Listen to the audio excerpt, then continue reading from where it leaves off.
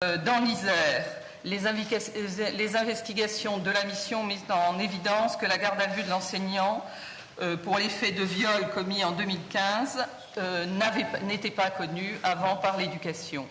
Le parcours de l'enseignant a été examiné en détail et rien dans ce parcours, ni dans son dossier administratif, ne pouvait laisser supposer qu'il présentait des risques pour les enfants. Du côté de l'Ille-et-Vilaine, c'est l'ex-compagne de l'enseignant qui prévient l'éducation que son ancien compagnon a été condamné en 2006 et immédiatement le rectorat prend contact avec la justice, avec le procureur de la République de Rennes qui confirme l'existence d'une condamnation en 2006. Le dossier administratif que nous vérifions ne contient absolument rien, de la même façon qu'à Grenoble, c'est-à-dire que l'Éducation nationale n'avait pas reçu de transmission ou d'avis officiel de cette condamnation qui avait eu lieu en 2006.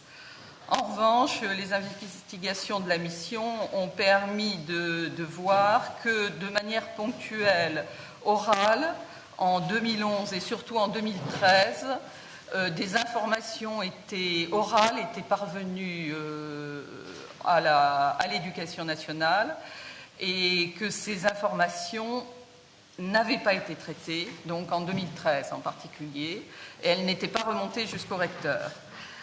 On peut quand même noter que si en 2013 les services du rectorat avaient poursuivi leurs investigations, à ce moment-là, ils n'auraient sans doute rien trouvé. Ils n'auraient rien trouvé au casier judiciaire, pas plus que d'ailleurs au FIJES.